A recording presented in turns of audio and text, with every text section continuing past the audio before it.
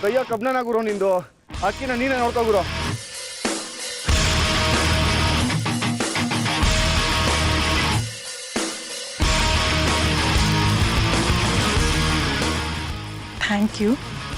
Thank you so much. ನೀವಿವತ್ತು correct ಟೈಮಿಗೆ ಬರದೆ ಹೋಗಿದ್ದಿದ್ರೆ ನನ್ನ ಲೈಫೇ ಫಿನಿಶ್ ಆಗಿಬಿಡೋದು. Thanks once again. ಏ ಲೂಸು, ಇವ್ರ ಹತ್ರ ಹೆಂಗೆ ಸಿಕ್ಕಾಕೊಂಡೆ? ಇಷ್ಟು ದಿನ ಕಾರಲ್ಲಿ ತಾನೇ ಓಡಾಡ್ತಿದ್ದೆ. ಹೌದು, ಆದರೆ ಇವತ್ತು ನನ್ನ ಕಾರ್ ಕೆಟ್ಟೋಗ್ಬಿಟ್ಟಿತ್ತು. ಅದಕ್ಕೆ ಆಟೋದಲ್ಲಿ ಫ್ರೆಂಡ್ ಮನೆಗೆ ಹೋಗಿ ಬರ್ತಾ ಇರುವಾಗ ದಾರಿ ಮಧ್ಯ ಹೀಗಾಗೋಯ್ತು. ನಿನ್ನ ಫೇಸು, ನಿನ್ನ ವಯಸ್ಸು, ನೀನು ಹಾಕಿರೋ ಡ್ರೆಸ್ ಎಲ್ಲ ನೋಡಿದ್ರೆ ಎಂಥವನಿಗಾರು ತಲೆ ಕೆಡುತ್ತೆ. ಸರಿ, ಅವರೆಲ್ಲ ಹೋದ್ರಲ್ಲ, ಇನ್ನೊಂದು ಆಟೋ ತಗೊಂಡು ಮನೆಗೆ ಹೋಗು. ಅಯ್ಯೋ, ಬೇರೆ ಆಟೋದವರು ಇದೇ ರೀತಿ ಮಾಡಿಬಿಟ್ರೆ? ಏ ಲೂಸು, ಯಾರೋ 2-3 ಜನ ಕೀಚಕರಾಗಿದ್ರೆ ಇಡೀ ಆಟೋದವರೆಲ್ಲ ಕೌರವರಾಗಿರಲ್ಲ. ಇವತ್ತಿಗೆ ಬೆಂಗಳೂರು ತಕ್ಕಮಟ್ಟಿಗೆ ಸೇಫ್ ಆಗಿರೋದು ನಮ್ಮ ಆಟೋ ಅಂಟಮ್ಮಂದ್ರಿಂದಾನೆ. ಆದರೂ ಇವಾಗ ನಡೆದ ಇನ್ಸಿಡೆಂಟಿಂದ ನಾನು ಇನ್ನೂ ಆಚೆ ಬಂದಿಲ್ಲ. So please, if you don't mind, ನೀವೇ ನನ್ನ ಮನೆಗೆ ಡ್ರಾಪ್ ಮಾಡ್ತೀರಾ? ರೀ, ನೀವ್ ಯಾರು ಅಂತ ನಂಗೆ ಗೊತ್ತಿಲ್ಲ. ನಿಮ್ನ ಹೆಂಗ್ರಿ ಡ್ರಾಪ್ ಮಾಡ್ಲಿ ನಾನು? ಅಯ್ಯೋ, ನೀವು ಡ್ರಾಪ್ ಮಾಡಿ ಸರ್, ಆಮೇಲೆ ನಿಮ್ಗೆ ಎಲ್ಲ ಗೊತ್ತಾಗತ್ತೆ. ಅಕಸ್ಮಾತ್ ನೀವೇನಾದ್ರೂ ಡ್ರಾಪ್ ಮಾಡಿಲ್ಲ ಅಂದ್ರೆ ಆ ರೌಡಿಗಳು ಮತ್ತೆ ನನ್ನ ಹತ್ರ ಬಂದು. ಏ ನಿಲ್ಸು ನಿನ್ ಇಮ್ಯಾಜಿನೇಷನ್. ನೀನ್ ಬಿಟ್ರೆ ಬಾಯಲ್ಲ ಡಡಿ ಪಿಕ್ಚರ್ ತೋರಿಸ್ತೀಯ. ಸರಿ, ಬಂದ್ ಕೂತ್ಕೋ. Thank you sir. It's been said and done. Every beautiful thought's been already sung. And I guess right now here's another one. Thank you sir. ರೇ, ಸರ್ಗಿರಂತ ಕರಿಬೇಡ್ರಿ ನನ್ನ. ಮತ್ತೆ ಏನಂತ ಕರೀಲಿ? ಆದಿತ್ಯ ಅಂತ ಕರೀರಿ. Okay Adi.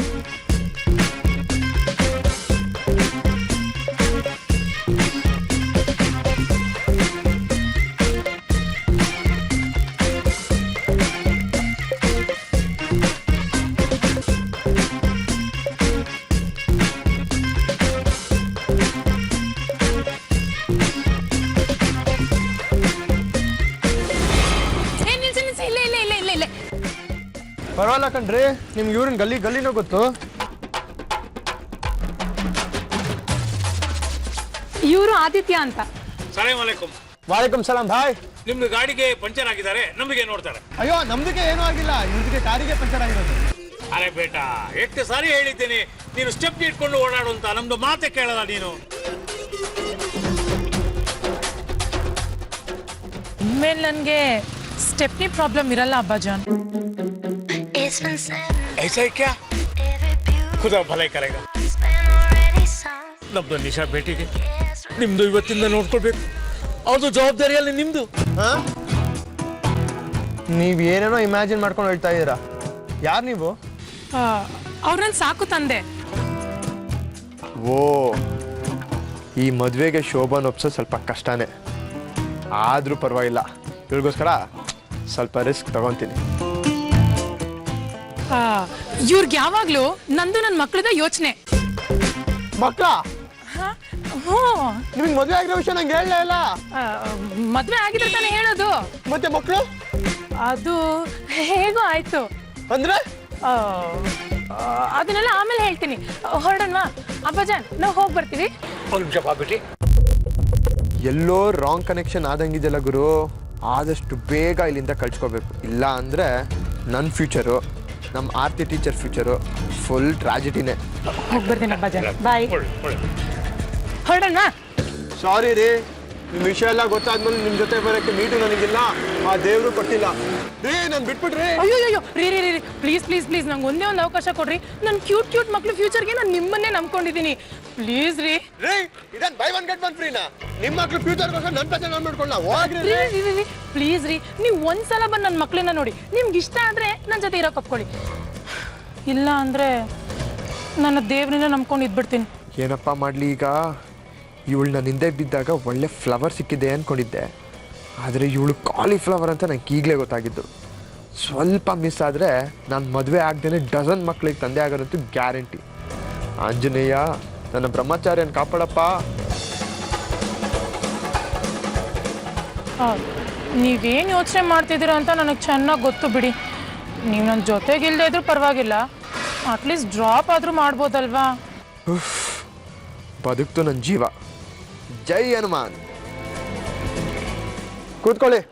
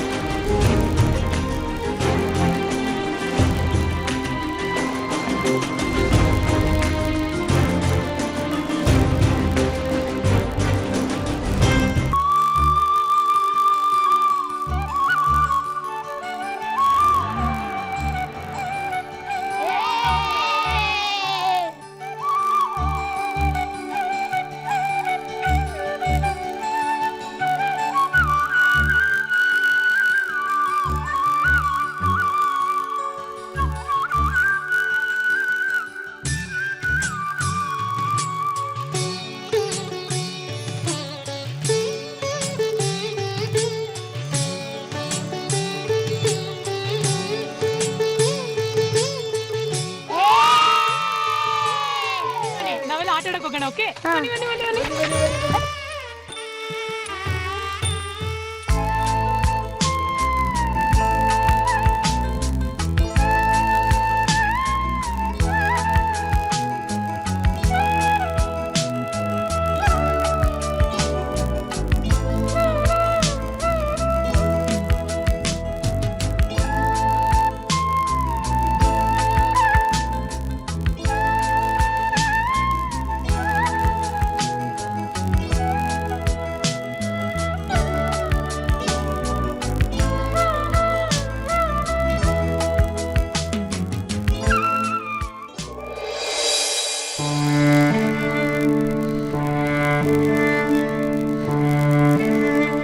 Sorry. It's okay. ಈ ಮಕ್ಕಳೆಲ್ಲ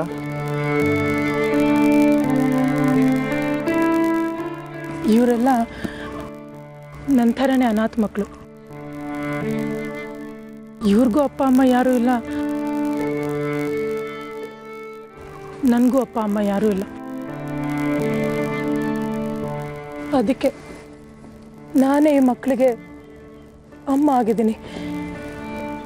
ಈ ಮಕ್ಕಳಿಗೇನೆ ನೀವು ಅಪ್ಪ ಆಗ್ತೀರಾ ಅಂತ ಕೇಳಿದ್ದು. ಪರವಾಗಿಲ್ಲ ರೀ, ನೀವು ನಿಮ್ಮನ್ನೇನೋ ಅಂದ್ಕೊಂಡಿದ್ದೆ. ತುಂಬ ದೊಡ್ಡ ಆಲೋಚನೆಗಳೇ ಇಟ್ಕೊಂಡಿದ್ದೀರಾ.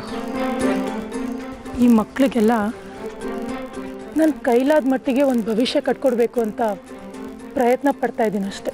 ವರಿ ಮಾಡ್ಕೊಬೇಡ್ರಿ ನೀವು. ಇವತ್ತಿಂದ ಈ ಆದಿ ನಿಮ್ಮ ಜೊತೆ ಇದ್ದಾನೆ.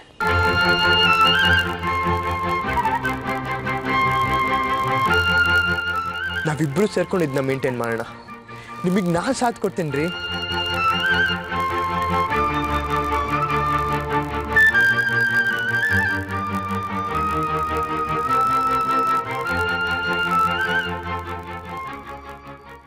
ಅದಷ್ಟು ಸುಲಭ ಅಲ್ಲ ಆದಿತ್ಯ.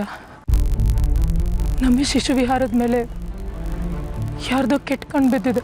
ಅಂದರೆ ಈ ಮಕ್ಕಳಿಗೆಲ್ಲ ಆಶ್ರಯ ನೀಡಿರೋ ಈ ಜಾಗ ಕಿತ್ಕೊಳ್ಳೋದಕ್ಕೆ ಯಾವುದೋ ಸಂಚು ನಡೀತಾ ಇದೆ. ಯಾರು ಸಂಚು ಮಾಡ್ತಿರೋದು?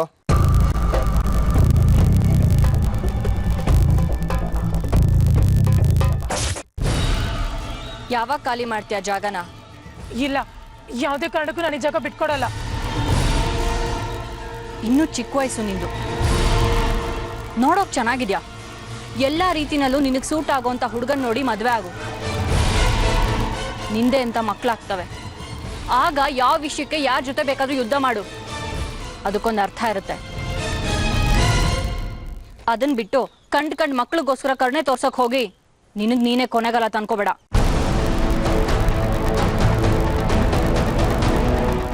ಈ ಜಾಗದಲ್ಲಿ ನನ್ನ ಹೆಸರಲ್ಲಿ ಒಂದು ಕಾನ್ವೆಂಟ್ ಕಟ್ಟಿಸ್ಬೇಕು ಅನ್ಕೊಂಡಿದ್ದೀನಿ. ಅದಕ್ಕೆ ಯಾರೇ ಅಡ್ಡಿ ಆದ್ರೂ ಅವ್ರನ್ನ ಹರಿಶ್ಚಂದ್ರ ಘಾಟ ಕಳ್ಸೋದಕ್ಕೂ ನಾನು ರೆಡಿ. ಹೇಳಿದ್ದು ಅರ್ಥ ಆಯ್ತು ಅನ್ಕೋತೀನಿ. ಇನ್ನು 1 ತಿಂಗಳು ಟೈಮ್ ಕೊಡ್ತೀನಿ. ಅಷ್ಟರಲ್ಲಿ ನೀನಾಗೆ ಬಂದು ಡಾಕ್ಯುಮೆಂಟ್ಸ್ಗೆ ಸೈನ್ ಹಾಕಬೇಕು. ಇಲ್ಲ ಅಂದ್ರೆ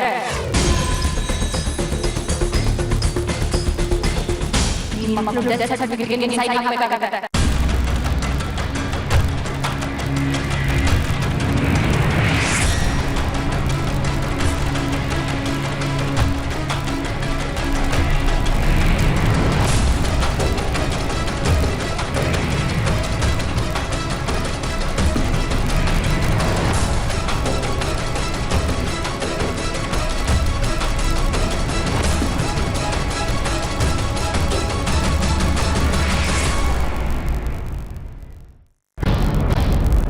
ಈ ಅರ್ಪಿತಾ ಅನ್ನೋಳು ತುಂಬ ಡೇಂಜರಸ್ ಲೇಡಿ ಆದಿ.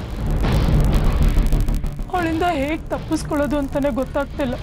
ಆಕ್ಚುಲಿ ಈ ಅರ್ಪಿತಾ ಅಂದ್ರೆ ಯಾರು? MLA ಸೂರ್ಯ ಅವ್ರಿಗೆ ತುಂಬ ಬೇಕಾದವ್ರಂತೆ.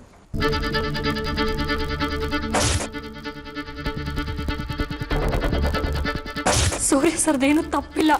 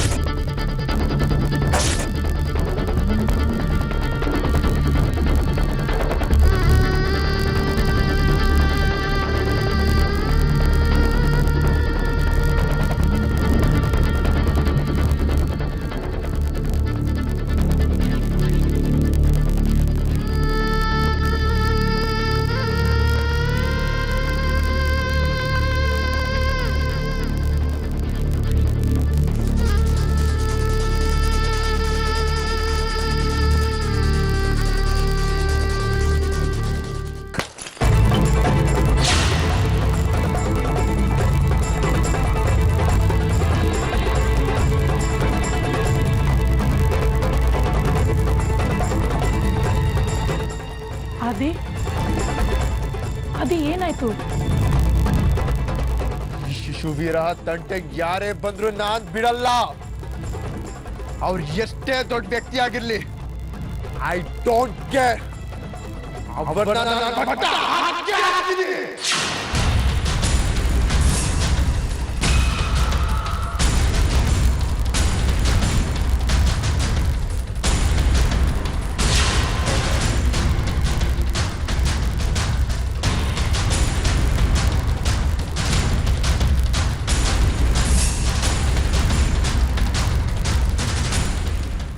ಇಲ್ಲಿಗೆ ಬಂತು ನಿನ್ನ ಸಾಕ್ಷಿ love story.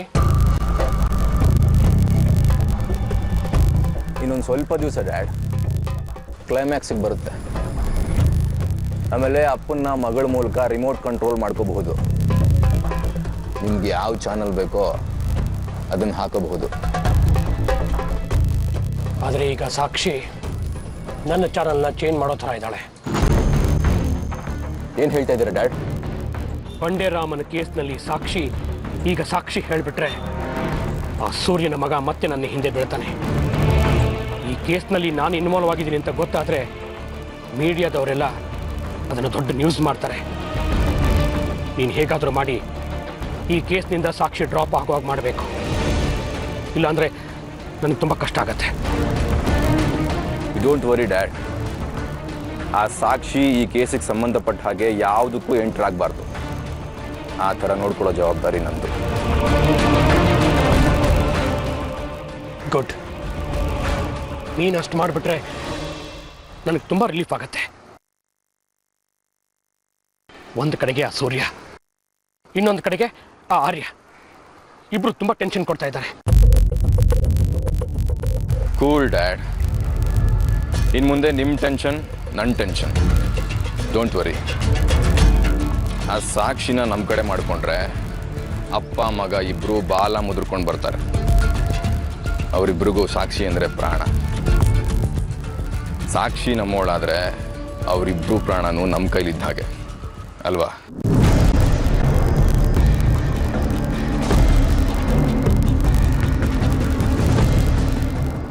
Good, very good.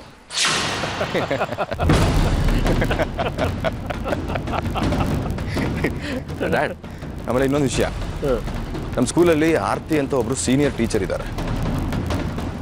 ನಾನು ಅವತ್ತು ಸಾಕ್ಷಿದು ಸ್ಕೂಲ್ ಫೋಟೋ ನೋಡ್ತಿದ್ದೆ. ಅವ್ರು ಅದನ್ನು ನೋಡಿ ತುಂಬ ಎಮೋಷ್ನಲ್ ಆಗಿಬಿಟ್ರು.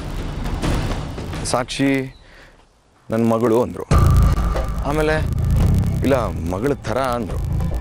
ಆಮೇಲೆ ಇಲ್ಲ ನಾನು ಸಾಕ್ಷಿಗೆ ಚಿಕ್ಕನ್ನಲ್ಲಿ ಟ್ಯೂಷನ್ ಹೇಳ್ಕೊಡ್ತಿದ್ದೆ ಅಂತಂದರು.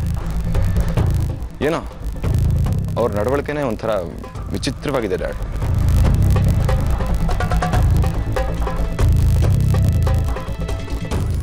ಯಾವ ಟ್ಯೂಷನ್ ಟೀಚರು ತನ್ನ ಸ್ಟೂಡೆಂಟನ್ನು ನೆನೆಸ್ಕೊಂಡು ಕಣ್ಣೀರು ಹಾಕಲ್ಲ. ಈ ಸಾಕ್ಷಿ ನೋಡಿದ್ರೆ ತನ್ನ ತಾಯಿ ತನ್ನ ಬಿಟ್ಟು ಹೋಗಿ 20 ವರ್ಷ ಆಯಿತು ಅಂತಿರ್ತಾರೆ. ಈ ಸಾಕ್ಷಿಗೂ ಆ ಆರ್ತಿ ಟೀಚರ್ಗೂ ಆ MLA ಸೂರ್ಯ ಅವ್ರಿಗೂ ಏನೋ ಒಂದು ಲಿಂಕ್ ಇದೆ ಡ್ಯಾಡ್.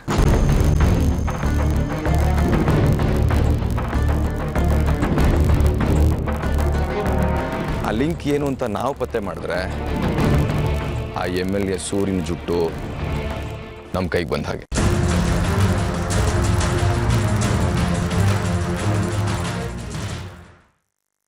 ಆರ್ಯ, ಆ ಆ್ಯಸಿಡ್ ಹಾಕಿದ ರೌಡಿ ವಿಚಾರಣೆ ಏನಾಯ್ತು? ಅವನು ಚಿದಂಬರಂ ಕಡೆಯವನು ಅಂತ ಒಪ್ಕೊಂಡ? ಇಲ್ಲ ಡ್ಯಾಡ್, ಅವನನ್ನು ಎಷ್ಟು ಹೊಡೆದ್ರು ಚಿದಂಬರಂ ಕಡೆಯವನು ಅಂತ ಒಪ್ಕೊಳ್ತಾನೆ ಇಲ್ಲ. ಅವನೇನಾದ್ರೂ ಬಾಯ್ಬಿಟ್ರೆ ಚಿದಂಬರಂ ಮೇಲೆ ಕೇಸ್ ಹಾಕಿ ತಕ್ಷಣ ಅರೆಸ್ಟ್ ಮಾಡ್ತಿದ್ದೆ. ಆಗ ನಮಗ್ ತೊಂದರೆ ಮಾಡಕ್ಕೆ ಅವ್ನು ಯಾವತ್ತೂ ಧೈರ್ಯ ಮಾಡ್ತಿರ್ಲಿಲ್ಲ. ಆದ್ರೆ ಚಿದಂಬರಂ ಹತ್ರ ಕೆಲಸ ಮಾಡ್ತಿದ್ದಾನೆ ಅನ್ನೋದಕ್ಕೆ ನಂತರ ಒಂದು ಇಂಡೈರೆಕ್ಟ್ ಪ್ರೂಫ್ ಇದೆ. ಆದ್ರೆ ಚಿದಂಬರಂನ ಎಂಕ್ವೈರಿ ಮಾಡಕ್ ಹೋದಾಗ ಮುಂಚೆ ಇಲ್ಲಿ ಕೆಲಸ ಮಾಡ್ತಿದ್ದ, ಈಗ ಮಾಡ್ತಿಲ್ಲ ಅಂತ ಹೇಳ್ಬಿಟ್ಟ. ಸೊ ಚಿದಂಬರಂನ ಟಚ್ ಕೂಡ ಮಾಡಕ್ ಆಗ್ತಿಲ್ಲ ಈಗ. ಅವನು ಇವತ್ತಲ್ಲ ನಾಳೆ ಯಾವುದಾದ್ರೂ ಒಂದು ಕೇಸ್ನಲ್ಲಿ ಸಿಕ್ಬಿದ್ದೇ ಬೀಳ್ತಾನೆ. ಒಂದು 100 ಇಲ್ಲಿಗಲ್ ಆಕ್ಟಿವಿಟೀಸ್ಗಳಿದೆ. ನಾನು ಅದನ್ನೇ ಅನ್ಕೊಂಡೆ ಡ್ಯಾಡ್. ಚಿದಂಬರಂ ನನ್ನ ಕೈಲಿ ಸಿಕ್ಕಾಕೊಳ್ಳೇಬೇಕು. ಈಗ ಬಂಡೆರಾಮನ್ ಒಳಗೆ ಕಳಿಸ್ತೀನಿ. ಸಾಕ್ಷಿ, ನಾಡ್ದವನ್ನ ಕೋರ್ಟಿಗೆ ಪ್ರೊಡ್ಯೂಸ್ ಮಾಡ್ತಿದ್ದೀನಿ. ಏನು ಕೆಲಸ ಇಟ್ಕೊಳ್ಬಾರ್ದು, ವಿಟ್ನೆಸ್ ಆಗಿ ಬರ್ಬೇಕಾಗುತ್ತೆ. ನಾನು ಕೋರ್ಟಿಗೆ ಬರ್ಬೇಕಾಗತ್ತಾ? ಸಾಕ್ಷಿ ಕೋರ್ಟಿಗೆ ಬರಲೇಬೇಕಾ? ಹೌದು ಡ್ಯಾಡ್, ಸಾಕ್ಷಿ ತಾನೇ ಮೇನ್ ವಿಟ್ನೆಸ್ಸು.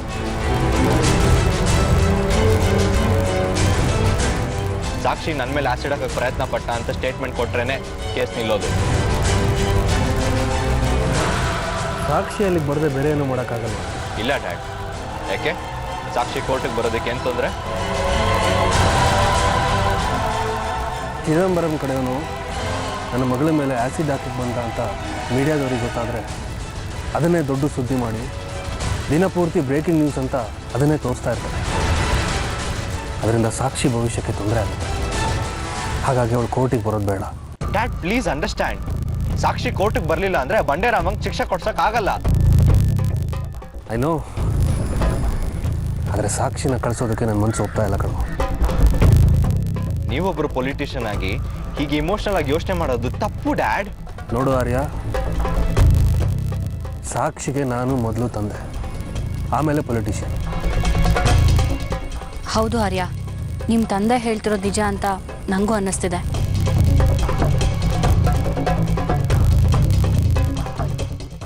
ಸಾಕ್ಷಿ ಬಗ್ಗೆ ಪೇಪರ್ನಲ್ಲಿ ಏನೇನೋ ಸುದ್ದಿಗಳು ಬಂದರೆ ಮುಂದೆ ಅವಳ ಮದುವೆಗೆ ತೊಂದರೆ ಆಗುತ್ತೆ.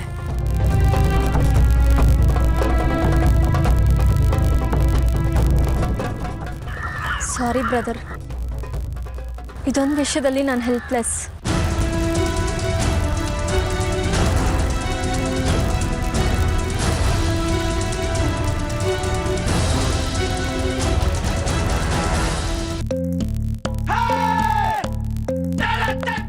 Super tea. ಇಂಥ ಟೀ ನಾನು ಎಲ್ಲೂ ಕುಡ್ದೇ ಇರ್ಲಿಲ್ಲ. ಇನ್ಮೇಲೆ ಟೀ ಕುಡಿಬೇಕು ಅಂತ ಅನ್ಸಿದ್ರೆ ಇಲ್ಲೇ ಬಂದ್ಬಿಡ್ತೀನಿ. ಅದಕ್ಕೇನು madam, thank you thank you thank you.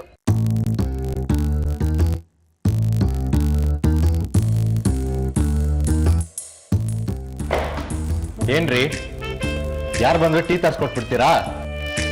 Hi Arya. ನಿಮ್ಗೆ ಕೇಳ್ತಿರೋದು.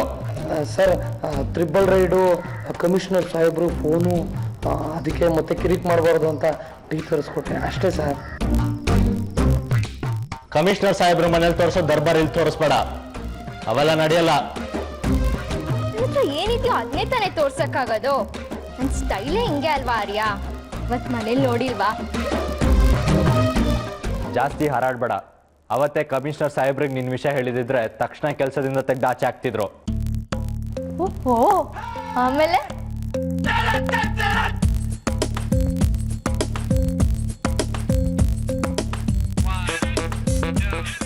ನೋಡು, ಏನೋ ಬಡವ್ರ ಮನೆ ಹುಡುಗಿ ಮನೆ ಕೆಲಸ ಮಾಡ್ಕೊಂಡು ಓದ್ತಿದ್ದಾಳೆ ಅಂತ ಸುಮ್ಮನೆ ಬಿಟ್ಟಿದ್ದೀನಿ ಅಷ್ಟೇ.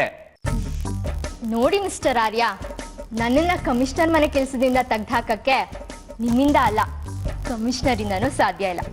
Got it? ನೀವೇನ್ರಿ ನನಗೆ ಹೆಲ್ಪ್ ಮಾಡೋದು? ಸುಮ್ಮನೆ ಎದ್ದೋಗಿ ಇಲ್ಲಿಂದ. ನನಗೆ ಹೆಲ್ಪ್ ಮಾಡ್ತಾರಂತೆ.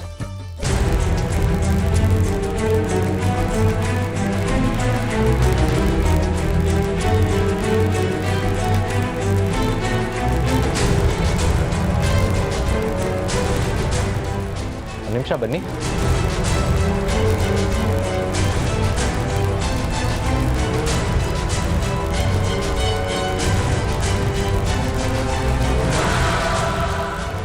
ಇವನನ್ನ ಚೆನ್ನಾಗಿ ನೋಡ್ಕೊ.